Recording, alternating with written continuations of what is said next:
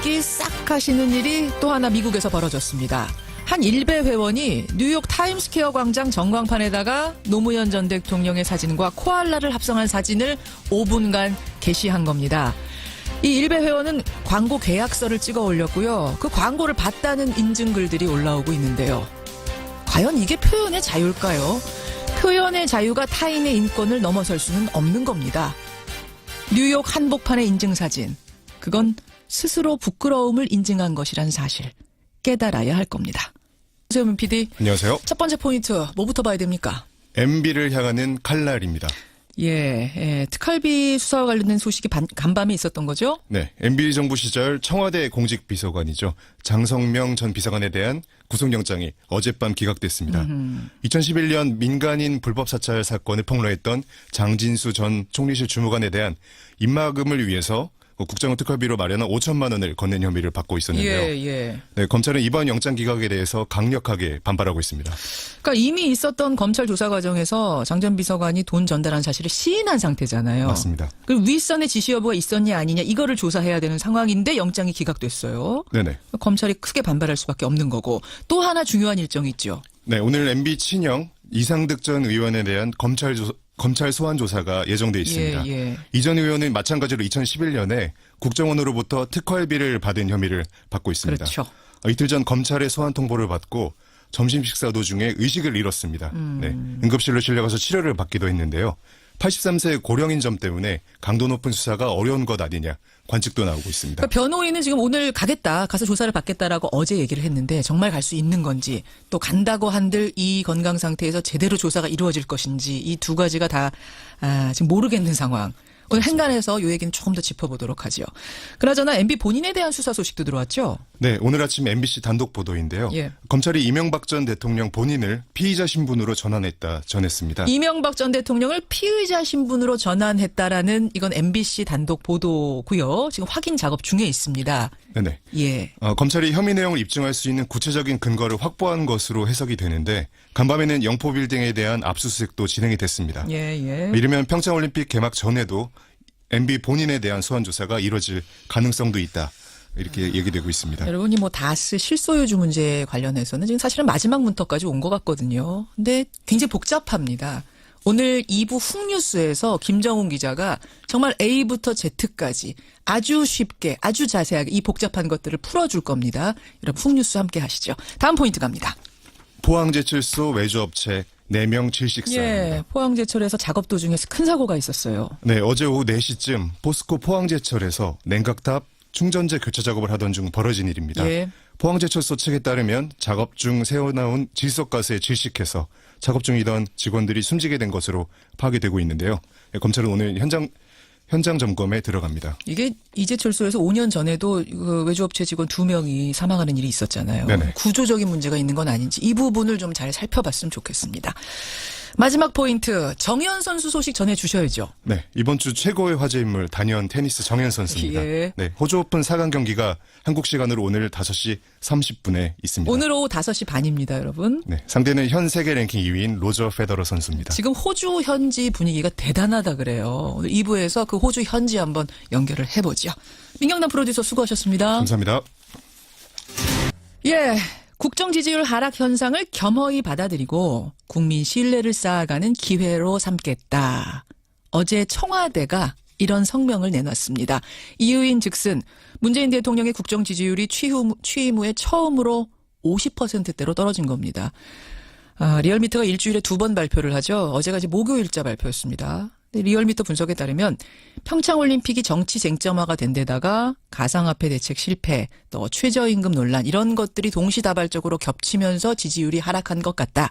이런 분석을 내놨습니다. 59.8%. 이런 하락 추이를 집권여당 민주당은 어떻게 받아들이고 있을까요? 더불어민주당의 싱크탱크죠. 민주연구원 김민석 원장 연결을 해보죠. 김민석 원장님 안녕하세요. 안녕하세요. 59.8%. 50%대로 떨어진 게 처음 있는 일이어서 지금 당 안에서도 조금 놀라셨다고요? 놀랬다기보다는요. 그 주의를 이제 할 만한 상황이 된 거 아니겠습니까?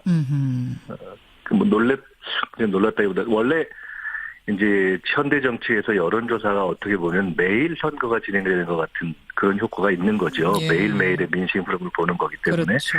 그런 점에서 보면 과거나 또는 일반적인 상황에 비춰볼 때 여전히 굉장히 높은 건 사실이고 또 이게 정부 초기에 이제 분석가들도 그렇게 보고 또 당에서도 이게 어느 시점을 거치면 여러 가지 상황을 거치면서 조금 더 조정되는 국면이 올 것이다 이렇게 보긴 했습니다. 예, 그래서 예.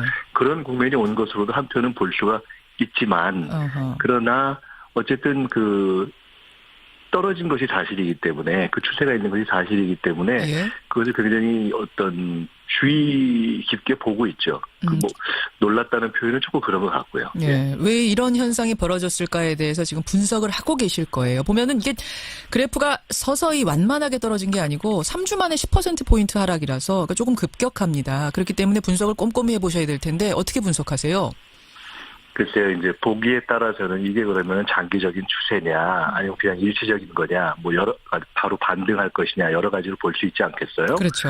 근데 어쨌든 그야말로 팩트만 놓고 본다면 짧은 기간에 떨어진 단기적인 추세가 나타난 것은 사실 아닙니까? 예, 예. 그것은 뭐 이미 언론에서도 분석을 하고 있고 여론조사를 하는 분들도 말씀하는 것처럼 몇 가지의 내적 요인, 또 야당의 공세, 또 그에 대한 어떤 대처가 좀 미흡했던 것, 뭐 이런 것들이 복합적으로 작용했다고 봐야 되겠죠. 복합적으로. 그중에서도 가장 핵심적인 요인은 뭐라고 보세요? 글쎄요, 지금 말씀하신 것처럼 뭐 최근에 몇 가지 정책도 있을 수 있고요. 또 예. 정치적 공방도 있을 수 있고 또 올림픽을 둘러싼 것들도 있을 수 있는데 그 중에서 그 몇 가지 복합적인 것 중에 조금 더 직접적으로 작용했다면 역시 평창 올림픽과 관련한 몇 가지 이슈들 아닐까 싶은데요. 단일팀 문제, 그 문제. 그 얘기부터 좀 해보죠, 그러면. 지금 전문가들 분석을 종합해 보니까요.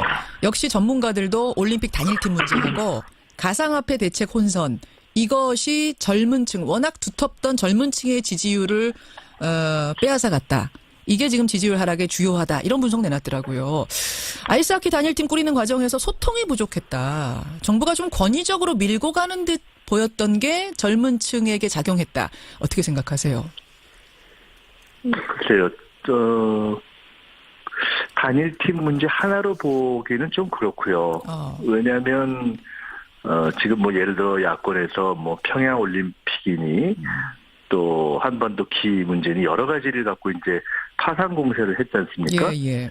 그런 것도 있어서 어느 것 하나로 딱 지금 집어내는 것은 조금 더 정밀한 분석을 아마 해야 될 겁니다. 단일팀 하나만의 문제는 아닐 것이다. 올림픽과 관련해서. 그러니까 그것은 뭐 누구도 지금 단정적으로 하기는 그렇게 정교한 지금 조사를 하거나 정교한 분석을 한 것은 아니고 여론조사 전문가들도 나름의 추정을 각자의 입장에 따라서 하는 건 아니겠어요? 그래서 그렇겠죠. 근데 제가 궁금한 것은, 그러니까 일각에서 나오는 얘기들, 단일팀을 꾸리는 과정에서 소통이 부족했다. 네, 그러니까 특히 지금 선수들의 이야기. 제가 처음에 말씀드린 것은 그 원인이 그것 하나가 가장 큰 원인이냐에 대해서는 저희가 조금 더 정밀하게 분석을 해볼 필요가 있다는 것이고요. 예. 지금 말씀하신 것처럼 그 단일팀 구성만 놓고 볼 때 단일팀 구성을 둘러싼 소통 문제는 과연 어떠했는가라는 것을 놓고 본다면 단일팀에 대한 특히 청년층의 어떤 반응 또는 예상되는 정서 이런 것에 대한 이해가 어쨌든 과거와는 조금 달라진 것이 있는 건 사실인 것 같아요. 그 단일팀 문제에 대한 바라보는 그 시각이 수용의 어떤 태도라고 할까요? 물론 그것은 단일팀과 관련된 것일 수도 있고요. 또 공정이란 또는 기회와 관련된 가치가 조금 변한 것일 수도 있고요. 또 지난 몇 년 동안 이렇게 축적된 대북 관계에서 쌓인 또 북핵 문제에서 쌓인 대북 관계가 영향을 미치는 걸 수도 있고 한데 어쨌든 그런 것들에 대해서 조금 더 현재 시점에서의 정서와 반응이 다를 수 있다는 것을 조금 더 민감하게 예견하고 바라봤어야 되는 면도 있을 수 있고 또 그런 점에서 보면 소통이 미흡했다 이렇게 지적받을 수도 있겠죠. 그런데 한편으로는 워낙 이 평창 올림픽에 북한이 참여하는 이것은 이 직전까지를 생각해 보시면 한반도에 다시 뭐 전쟁이 나느냐 마느냐 하는 정도의 막 긴장된 상황으로 가다가 그렇죠. 급반전하게 된 거 아닙니까? 그렇죠. 급반전하게 되면서 급진전하게 되면서 예. 사실은 조금 너무 숨가쁘게 짧은 기간 동안 숨가쁘게 반전한 데서 오는 측면도 있다고 보기 때문에 어쨌든 소통이 미흡했다면 더 이걸 계기로 해서 더 해야 되겠죠. 충분히. 그 이제 소통 얘기가 나온 김에 분석을 조금 더 보니까요. 네. 최저임금제는 중소기업과 자영업자 쪽에서 지지율 빠지는 요인이었고 부동산 대책은 집값은 안정화 안 되고 그렇다고 재건축 막아버리니까 부작용 생길 조짐은 보이고 이러면서 중장년층의 지지율 하락 요인이 됐다. 이런 분석이 나옵니다. 결국 부처가 내놓는 정책들이 지금 문제가 된 건데 발목을 잡은 건데 이 과정에서 여당의 역할이 안 보인다. 이런 지적이 있습니다. 여당이 충실하게 여론을 지금 전달하고 있고 뭐 이런 정책의 부작용 같은 걸 미리 예견해서 청와대에 알리고 이런 감시자 역할을 제대로 하고 있는가? 어떻게 답하시겠습니까? 정책에 있어서 지적하신 그러니까 여러 가지 정책의 사안들이 그 비슷한 시기에 지금 몇 가지로 동시적으로 이렇게 문제들이 제기되는 것이 사실 아닙니까? 그렇죠. 그래서 예. 그것들이 작동을 해서 아까 이제 뭐 평창 올림픽 문제도 나왔고 예. 했지만 여러 가지가 이렇게 특히 지난 한 2, 3주 동안에 쫙 집중적으로 나타난 것이 있는 것을 저는 작동한 것 같아요. 일단 예, 그것은 하나는 그렇게 말씀드리고 예. 여당 그 민주당의 역할이 어땠느냐 하는 것에 대해서는 부족한 점이 있었고 더 잘해야죠. 근데 근본적으로 말씀드리자면 예.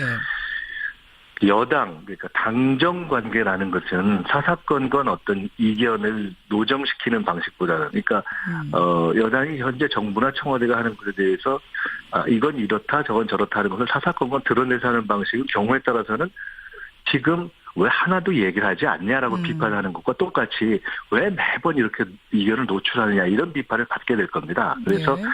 결국은 당정관계의 가장 바람직한 모습은 내적으로 의견을 조정하고 외적으로 그걸 통일하는 그 시스템을 아주 지혜롭게 만들어가는 것인데 예. 비교적 지금까지 그런 대로 그것을 해오면서 내부적인 의견 조정을 해왔다고 보고요. 예. 부족한 점은 이제 더 보완해야죠. 사실은 말이죠. 그러니까 국회에서 막혀 있는 입법들이 지금 많아요. 결국 여당이 힘을 가지고 뭔가 헤쳐나가려면 국회에서 힘을 발휘해야 되는데 121석입니다. 자유한국당은 118석. 여당 혼자서 할 수 있는 게 없는 상황. 그렇다 보니까 의원 영입이나 통합이 필요하지 않느냐 이런 이야기가 내부에서도 좀 솔솔 나오는 것 같습니다. 그 부분은 어떻게 보세요?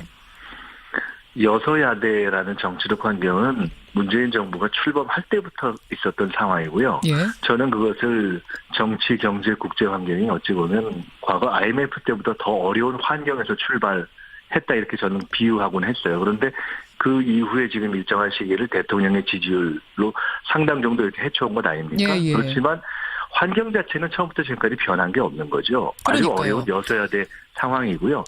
그렇지만 이 시점에 그것을 어렵다고 해서 가령 통합 얘기도 나올 수 있지만 어느 정당과 어떻게 통합을 한다고 해서 또 뭐가 얼마나 달라지겠습니까? 뭐가 얼마나 달라지겠습니까? 지금은 과거처럼 과반수로만 뭐가 해소되는 것도 아니고 이 국회 선진화법이 있지 않습니까? 3분의 2. 그러니까 지금 어떤 정당과의 통합을 아마 뭐 예를 들어 지금 국민의당 바른정당 통합을 통해서 이제 갈라져 나오는 분들과 뭐 이런 말씀을 하시는 것일 수 있는데 그렇죠. 그렇게 한다고 해도 국회 선진화법의 제 3분의 2선은 뭐 어림도 없는 것이거든요. 그렇죠. 그래서 어차피 그것은 정도에 따라서 필요한 부분을 국정협력을 할 수 있도록 최선을 다해서 이렇게 협의할 수 있는 부분을 협의하고 그렇게 가는 것이 맞을 겁니다. 그리고 국민들도 지금 야권의 재편이 이루어지고 있는 과정에서 국민의당이 거의 큰 파열음을 내면서 가고 있는데 그것에 대한 비판도 만만치 않기 때문에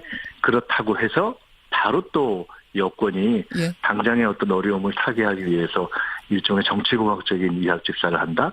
아마 그렇게 크게 박수를 받지는 않을 거라고 보고요.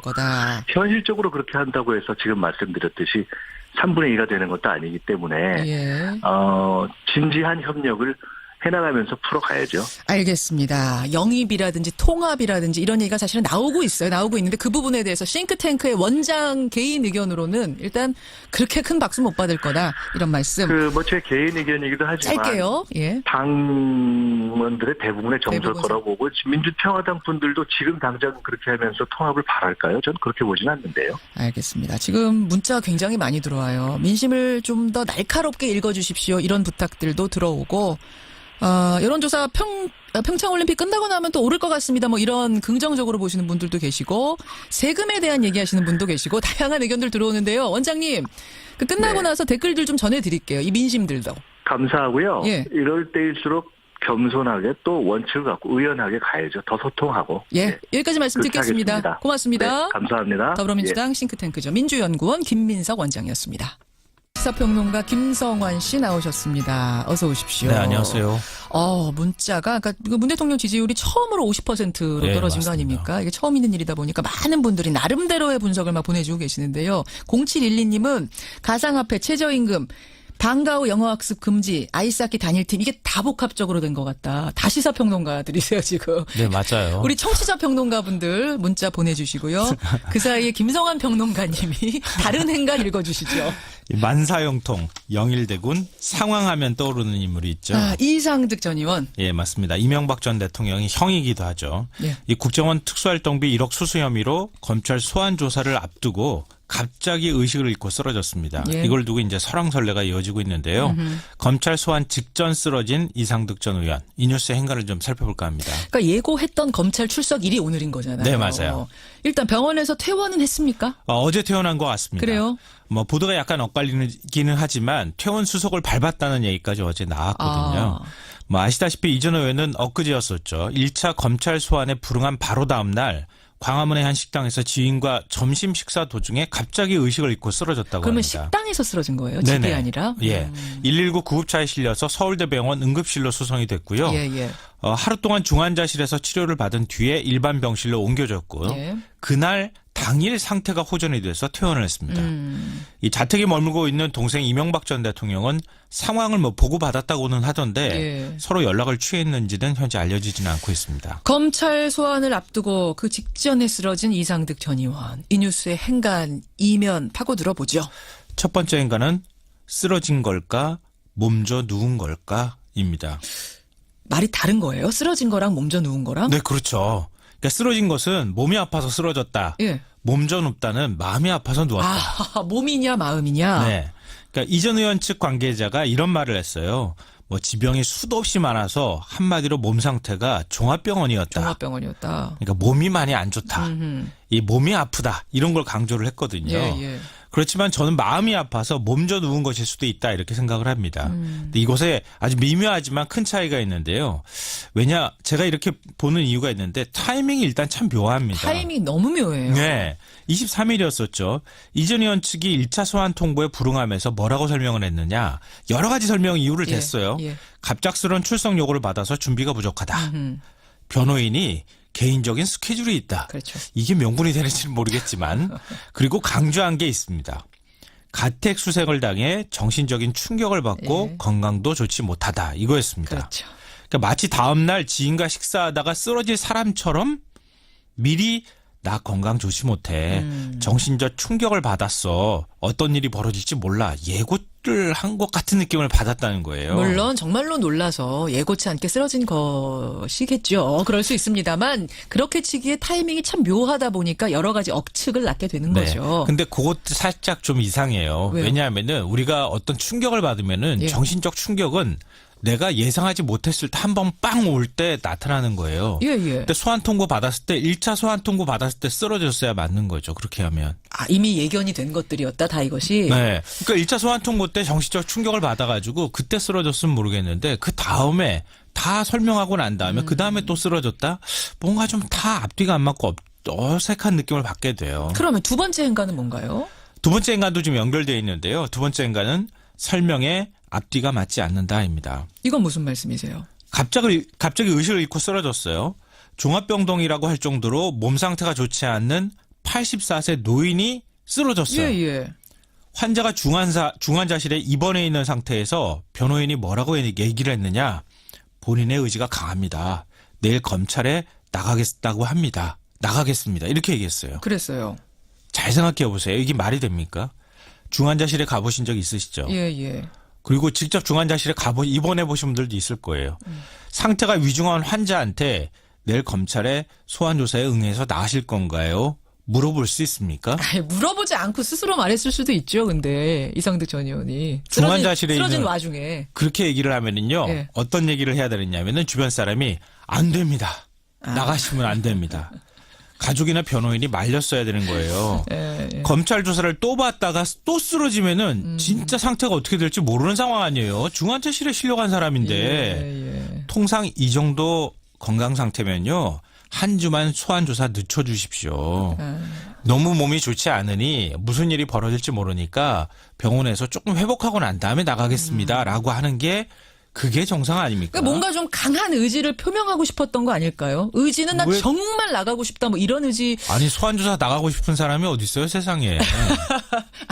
아니 그러니까 전 좀 그런 생각도 들어요. 근데 진짜 나가고 싶다 싶은 의지 표명이었다고 친다면 1차 소환 때 갔었어야죠. 1차 소환에는 불응하지 않았습니까? 이제 그러다 그렇죠. 보니까 그것도 앞뒤가 안 있는 거죠. 맞다. 또 이런 얘기가 나올 수 있어요. 그러니까 마지막 만약에 생각. 이런 추론이 맞다면 답변 준비에 시간을 좀 벌 필요가 있었다 이런 뭐 생각도 해볼 수 있을 것 같습니다. 세 번째 행간으로 가겠습니다. 마지막 세 번째 인간은 동정 여론을 찾아보기 어려웠다입니다. 여론을 쭉 살피셨어요? 예, 한때 대통령형으로 권세를 누리던 분이었는데요. 예. 이런 분들이 뭐 몸이 아프든 마음이 아프든 만약에 쓰러졌다. 그러면 국민들 사이에서 안타깝다. 이런 동정 여론이 있는 게 어쩌면 자연스러운 현상입니다. 예. 그런데 인터넷 여론이 싸늘했어요. 그렇더라고요. 일종의 학습 효과가 있었던 게 아닐까 싶은데요. 학습 효과? 뭐 재벌과 권력자들이 환자 코스프레 하는 거는 그건 두고서라도 이미 동정 여론을 한번 써먹은 적이 있습니다. 언제였죠? 2015년 포스코 비리로 그 30억 원대 일감 몰아주기 혐의가 드러난 적이 있었거든요. 예. 검찰이 이례적으로 불기소 결정 내렸어요. 그때 뭐라고 설명했느냐. 혐의가 중대하고 비난 가능성이 높지만 80살의 고령인데다가 예. 지병을 앓고 있는 점, 이 건강상의 이유를 고려했다 이렇게 얘기했습니다. 그때도. 근데 이번에는 또 주말을 앞둔 금요일 날 출석한다고 하고 예. 정현 씨 4강에 온 국민이 관심이 쏠렸을 때 나간다고 한 이것까지도 한번 생각해 보면 겹쳐지니까. 뭔가 좀 이상하다는 겁니다. 여기까지.